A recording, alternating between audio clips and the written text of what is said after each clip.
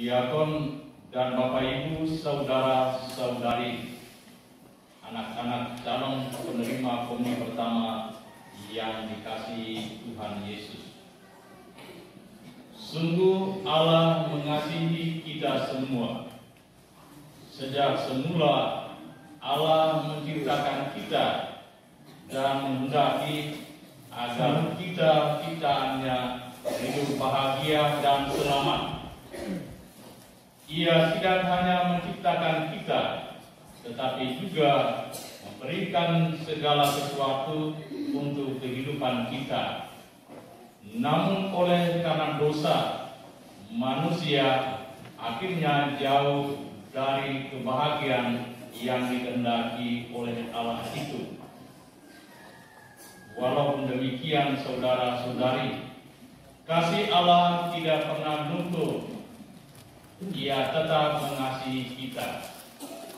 Buktinya, Ia mengutus putranya yang tunggal datang ke dunia, membebaskan manusia dari dosa kesalahannya, agar ia memperoleh kembali kebahagiaan dan keselamatan yang hilang karena dosa-dosa tersebut. Saudara-saudariku yang terkasih, umat Israel sebagai bangsa pilihan Allah yang semestinya menjadi saksi tentang kasih Allah yang demikian besar kepada manusia itu, dalam perjalanan hidup mereka ternyata mereka melanggar apa yang menjadi perintahnya. Oleh dosa-dosa mereka itu, mereka akhirnya harus dibuang. Mereka dibuang ke Mesir. Di Mesir mereka hidup dengan penuh penderitaan. Memang mereka mempunyai banyak binatang piaraan, makan roti, tak beragi, tetapi semuanya tidak menciptakan mereka bahagia merdeka sebagaimana yang dikehendaki oleh Allah. Hidup di alam penjajahan tidak pernah akan menguntungkan dan membawa sukacita dan kegembiraan. Kalau kita dengar cerita dari orang tua kita atau nenek moyang kita ketika mereka menghadapi penjajahan Belanda maupun Jepang, hidup mereka tidak pernah ada sukacita dan kegembiraan. Itulah pula yang terjadi bagi umat Israel. Dan oleh kita Tuhan yang tidak pernah luntur itu, Ia mengutus Musa untuk membebaskan mereka keluar dari tanah Mesir menuju tanah terjanji Kanaan. Dalam perjalanan mereka itu, mereka menghadapi kesulitan, kelaparan dan kehausan, dan mereka bersungut-sungut kepada Musa, "Apakah engkau mau membawa kami keluar untuk mati di padang gurun?" Mereka mengingat akan masa lalu di tanah Mesir, di mana mereka makan daging dan makan roti tak beragi. Di kepala mereka muncul kenangan-kenangan itu, dan mereka bersungut-sungut. Musa mendengar sungut-sungut mereka dan menyampaikan kepada Yahweh, kepada Allah, sebagaimana yang kita dengar dalam bacaan pertama tadi. Allah yang mengasihi umatnya, kasih Allah yang tidak pernah luntur, mendengar sungutan bangsanya, dan Dia memberikan jawaban dengan menurunkan mana dari surga dan air dari dalam batas. Inilah bukti kebaikan Allah kepada umat pilihannya. Dari kisah ini, di samping bukti Allah yang tidak pernah luntur, tetapi juga mengajak umat Israel untuk tetap beriman dan bergantung kepada Allah. Mereka harus ingat bahwa segala sesuatu yang didapat semata-mata dari kasih Allah. Kasih Allah tidak hanya bisa dilihat dengan mata fisik, tetapi mestinya lebih dari itu dilihat dengan mata hati. Ibu bapak, saudara-saudari, manusia kita perlu makan dan minum agar bisa hidup. Jadi makan minum itu sangat perlu. Kalau mau hidup maka perlu makan, perlu minum. Kalau tidak makan dan minum, kita akan mati. Apalagi kalau suasana pesta seperti ini. Dan umumnya juga orang selalu mencari makan yang baik, bahkan mencari makan yang enak, makanan kesukaan, makanan yang favorit, yang menjalannya. Ada orang yang senang makan ubi, yang lain makan roti, makan kue, tahu, kesukaan. Tapi itu kalau pesta akan ada, kalau tidak pesta boleh suka favorit, tapi kita menanti. Jadi ada kesukaan makanan bagi setiap orang. Maka kalau yang dihidangkan itu kesukaan, dia akan melahapnya dengan kegembiraan. Ada orang yang di rumah tidak memakan ubi kayu, tapi pergi di rumah orang lain dia makan dan lahap. Orang puji-puji, anak ini bagus, dia makan tidak pilih-pilih. Padahal di rumah mamanya siap, begitu enak tidak mau makan. Makan dan minum menjadi kebutuhan pokok. Kalau mau hidup, kita perlu makan dan minum. Dan itu hal yang biasa normal. Sedangkan makan dan minum darah menjadi luar biasa dan sangat menarik untuk kita renungkan, kita bahas. Sebab makan daging itu sudah biasa, tetapi minum darah itu bagi sebagian orang merupakan sesuatu yang tidak masuk akal. Minum darah. Kamu pernah lihat orang minum darah manusia? Di kampung-kampung, kalau omong seperti itu, Pak, itu hanya mereka yang sewangi. Tapi sewangi itu kamu pernah lihat yang sewangi itu? Orang omong di mana-mana, dia itu sewangi, dia makan manusia. Pertanyaan, pernah lihat orang dulu makan manusia? Tidak pernah. Tapi omong dia sewangi. Kalau mati kan dia sewangi itu, dia makan. Dia makan tadi malam. Makan dia lihat orang dulu makan. Dia makan manusia, dia sewangi. Dengar orang omong. Ini di kampung-kampung. Orang Batak Injil hari ini kita dengar Yesus memberikan tubuh dan darahnya. Apalagi jika pernyataan itu dilakukan dengan makan dan minum darah manusia, darah Tuhan, merupakan sesuatu yang tidak masuk akal. Otak kita terlalu kecil untuk memahami itu. Masa manusia disuruh untuk makan dan minum darah Tuhan? Ini pertanyaan. Dan memang pertanyaan ini sangat mendasar, tapi sulit dijawab kalau juga memakai akal budi manusia, karena akal budi manusia kita sangat terbatas, kecil sekali.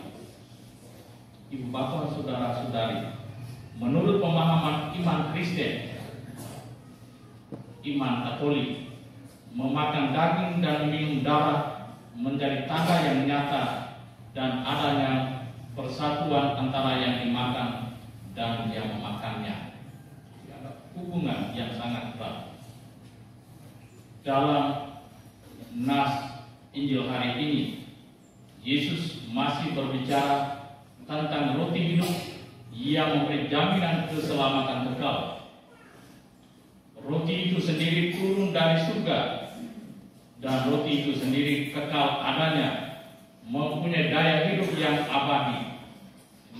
Bukan sembarang roti, bukan seperti tar yang ada di belakang itu, atau yang ada di rumah. Pasal saya sudah makan tar itu sebentar, tidak usah cemas, konsentrasi ke sini. Roti itu sendiri kekal, dia mempunyai daya hidup yang abadi. Maka barang siapa memakannya juga akan mempunyai daya hidup. Dan daya hidup itu bukan dari sesuatu yang lain, tetapi dari dalam roti itu. Bahan dari roti itu adalah tubuh dan darah dari Kristus sendiri. Asal dari roti itu adalah dari surga, maka jaminan surgawi menjadi sungguh nyata. Hanya mereka yang pernah ke Riang Baring bisa menceritakan dengan baik tentang Riang Baring itu.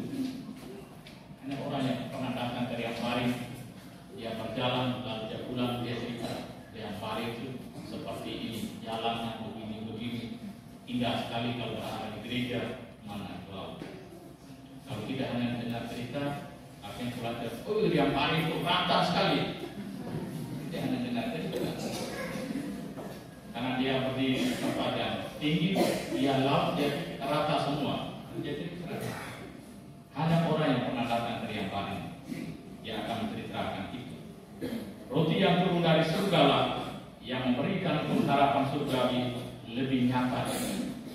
Saudara-saudari, dalam perjamuan seperti yang sedang kita rayakan ini, kita akan memakan roti dan meminum anggur.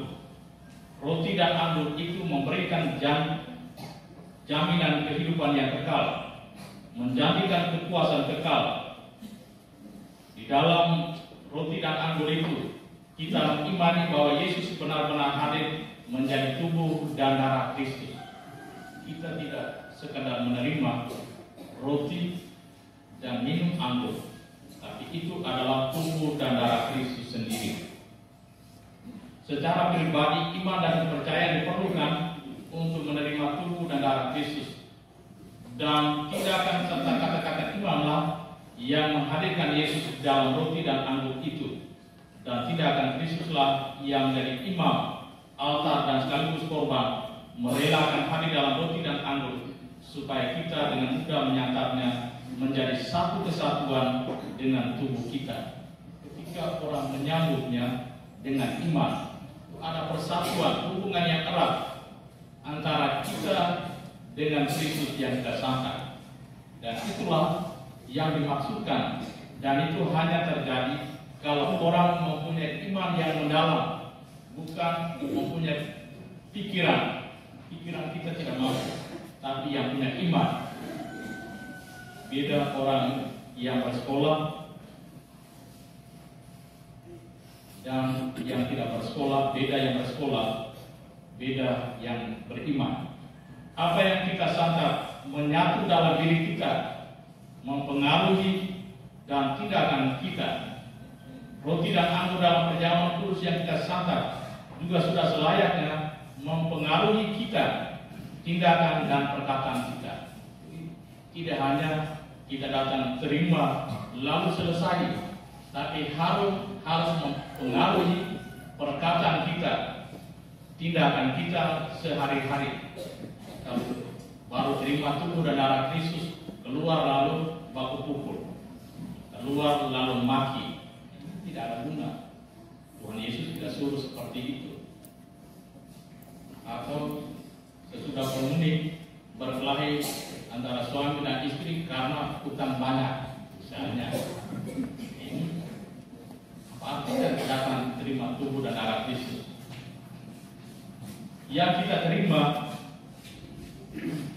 hari ini dan setiap kali ada perayaan Ekaristi mesti mempengaruhi hidup, tindakan dan perkataan kita. Roti dan anggur perjamuan kudus yang pada dirinya sendiri adalah keselamatan, maka ketika kita menyantapnya, kita juga beroleh keselamatan. Namun roti dan anggur dalam perjamuan kudus akan berdaya guna jika kita mampu menerima dan mengembangkannya, bukan sekedar menerima dan mendiamkannya. Ini harus ada dampak daya yang masuk dan merasuki kita untuk meneladani Tuhan Yesus sendiri yang telah rela berkorban untuk keselamatan kita. Jadi, kalau kita menerima tubuh dan darah Kristus, kita mesti bertindak seperti Kristus yang juga berkorban untuk orang lain, untuk keselamatan, untuk kebahagiaan yang dimulai di dalam keluarga. Yesus berkorban.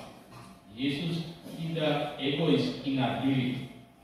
Kita yang menerima tubuh dan darahnya mesti juga demikian. Mulai di dalam keluarga kita masing-masing, suami dan istri serta anak-anak.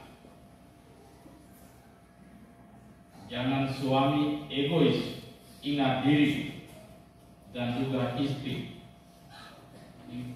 Situasi sekarang sudah jauh berbeda dan sangat menantang kita. Komunis setiap tahun kita rayakan dengan penuh kegembiraan, gegabah kita, tapi seringkali kurang mempengaruhi kita, hidup dan karya kita. Mestinya mempengaruhi hidup keluarga kita masing-masing.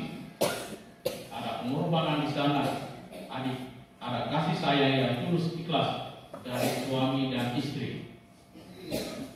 Jangan hanya pada waktu menikah, maju ke depan, janji setia dalam kuntung dan malam.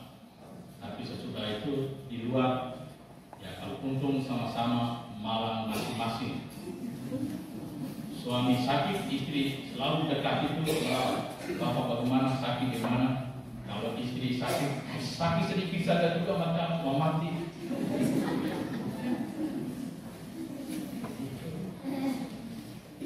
Gimana kasih sayang? Tuhan Yesus itu mengasihi sampai korbankan nyawa. Kita terima Dia, mestinya mempengaruhi kita. Bagi kita yang sudah menerima anugerah keselamatan, marilah kita mengembangkan anugerah ini dalam hidup kita, membawanya dalam hidup kita, membawanya dalam sukacita hidup kita. Roti hidup membawa kita pada sukacita yang mendalam dalam Tuhan. Sukacita itulah yang menjadi berkat bagi kita dan yang hendak kita bagikan kepada orang yang kita jumpai. Sesudah terima Hosti, menerima tubuh dan darahnya, itu harus ada sukacita dan kegembiraan sehingga orang lihat. Orang sampai tanya, engkau umur 30 kan? Tidak, saya sudah 60. Karena memang tampaknya dia gembira. Tapi kalau orang tanya, engkau sudah 60 tahun kan? Tidak, saya baru 20 tahun. Karena lihat muka tua, tidak ada kegembiraan. Tua mendahului umur. Lalu alasan, saya pikir banyak juga sama saja, makan kami 3 kali. Pikir banyak. Jadi terima tubuh dan darah Tuhan harus memberikan sukacita dan kegembiraan. Kegembiraan itu yang mesti juga kita bawa dalam hidup keluarga kita. Orang yang hanya mengeluh saja, yang tidak mengeluh, itu dia bisa mengatasi kesulitan. Tidak. Mengeluh ini tidak ada, ini tidak ada. Bekerja supaya itu ada. Bukan hanya mengeluh, duduk, pikir, kenapa dia berhasil, lalu bagaimana cari jalan keluar untuk supaya orang itu juga seperti dia. Lihat dia mau kios maju, caranya pergi bon supaya dia pun kios itu maju. seringkali terjadi seperti itu. Bukannya dia cari jalan bagaimana dia mengembangkan saya punya bagaimana. Dia di sana kios, di sini juga kios. Itu seringkali terjadi persaingan yang tidak sehat dalam kehidupan. Tuhan memberikan kita sukacita dan kegembiraan melalui tubuh dan darahnya, dan sukacita dan kegembiraan itu juga harus kita bawa dalam kehidupan kita, di dalam keluarga, dan dalam kebersamaan kita di tengah masyarakat. Pertanyaannya adalah, apakah tubuh dan darah Kristus itu, yakni Yesus sendiri, merupakan makanan favorit dan istimewa, makanan kesukaan bagi kita, sehingga kita selalu rindu untuk mencari dan memakannya? Ini pertanyaan penting. Kalau tadi dari awal saya omong bahwa masing-masing orang mempunyai makanan kesukaan, dan kalau makanan kesukaan dia selalu mencari. Misalnya saya punya kesukaan makan daging anjing, dengan ada potong daging anjing di Batu Buku, jalan kaki ke sana, itu kesukaan saya. Ada orang yang suka joget, dia jalan kaki dan pergi, karena kalau tidak dia tidak bisa tidur dan sakit. Saya kalau tidak nonton bola, saya bisa sakit, karena dulu saya hampir tidak ditabiskan menjadi imam karena langgar menonton bola di televisi Indonesia dengan Thailand SEA Games tahun 99, bolos, dan juga bolos nonton bola di Mambere dari Laro dan satu Pulau Batu Tina. Karena itu kesukaan. Dan bapak-bapak yang kesukaan minum, di mana dia dengar orang berkumpul dan minum, dia pasti ke sana, dia istri larang. Kesukaan. Ada orang yang punya kesukaan judi, di mana duduk mereka ke sana. Ada orang punya kesukaan selalu duduk cerita dengan kekurangan orang, maka ketika orang duduk dia ke sana bergabung. Kamu sudah dengarkan? Saya cerita, jangan cerita orang lain. Baik, nanti dia kesambung lagi ke sana. Saya cerita, jangan cerita kepada orang lain. Itu kesukaan. Kesukaan itu mendorong orang untuk berjuang dengan cara apapun untuk pergi ke sana untuk mendapatkannya. Kalau tubuh dan darah Kristus itu menjadi kesukaan bagi kita, maka setiap kali ada perayaan Ekaristi, orang pasti berjuang akan pergi untuk menerimanya. Tapi kalau bukan kesukaan, dia di depan mata rumah dekat di gereja, orang misa, dia duduk atau tidur bermalasan di sana. Kalau tubuh dan darah Kristus bukan kesukaan, makanan favorit iman kita, dia tidak akan pergi ke gereja. Pergi ke gereja seringkali putus anak-anak, kamu pergi bisa, mama kamu pergi bisa, tapi bapak-bapak tunggu di rumah. Di rumah sekarang banyak pencuri, jadi kami harus jaga rumah. Bagus alasan itu. Hanya mau kemalasan. Jadi pertanyaan masing-masing kita sebagai orang Katolik, apakah kita semua mempunyai makanan favorit kesukaan kita? Favorit kesukaan iman kita adalah tubuh dan darah Kristus.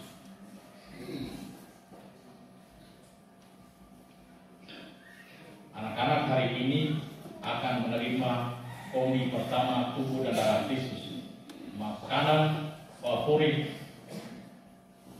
iman kita. Dia yang datang memberikan jaminan kehidupan kekal.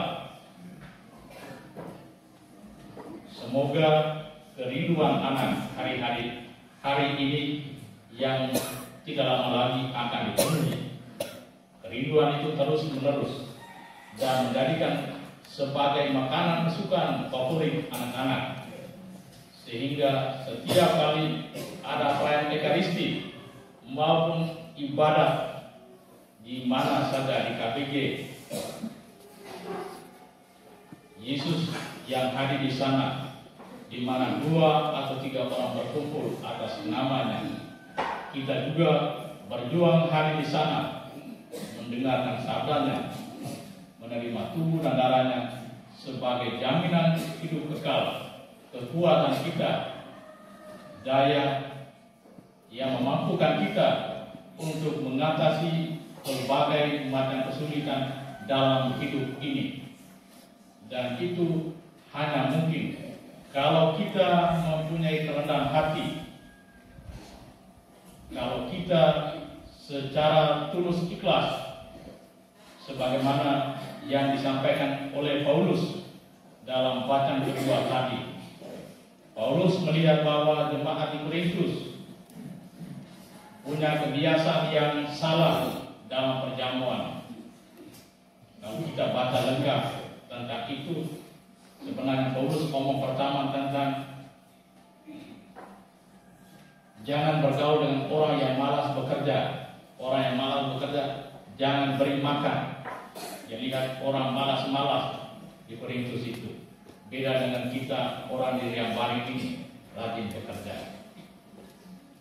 Dan kita itu malas, terus Paulus juga omong kita jangan bergaul dengan orang di Riambari dan mereka malas.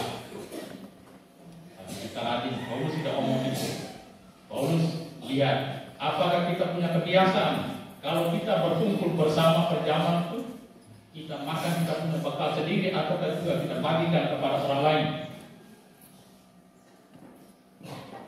Kebiasaan di Korintus itu orang berkumpul, tapi datang lalu makan bekal masing-masing. Kalau begitu, buat apa berkumpul? Makan masing-masing di rumah.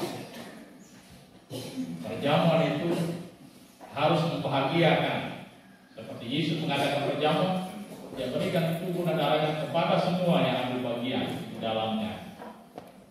Dan Dia minta supaya mereka harus memberantas sikap tindakan mereka yang tidak berkenan, yang tidak pantas dalam menerima tubuh dan darah Kristus.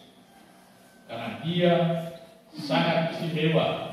Makanan yang kita terima beda dengan makanan yang lain. Ini sangat istimewa, maka kita perlu menyiapkan diri dengan baik. Anak-anak yang akan menerima komuni pertama pada hari ini bersama orang tua telah disiapkan dengan baik. Itu menunjukkan bahwa yang diterima pada hari ini sangat istimewa. Maka hendaknya kita juga sebelum menerima tubuh dan darah Kristus, kita juga membebaskan diri kita dari segala dosa, perkataan, tindakan kita yang tidak berkenan kepada Tuhan, tetapi juga yang tidak berkenan kepada sesama. Marilah saudara-saudari, kita selalu menjadikan Yesus sebagai makanan kesukaan favorit kita, sehingga dimanapun ada perayaan Ekaristi, dimanapun ada kegiatan rohani, kita mesti hadir di sana, karena Dia sendiri telah memberikan daging dan darahnya untuk kehidupan kekal, dan Dia akan membangkitkan kita pada akhir zaman.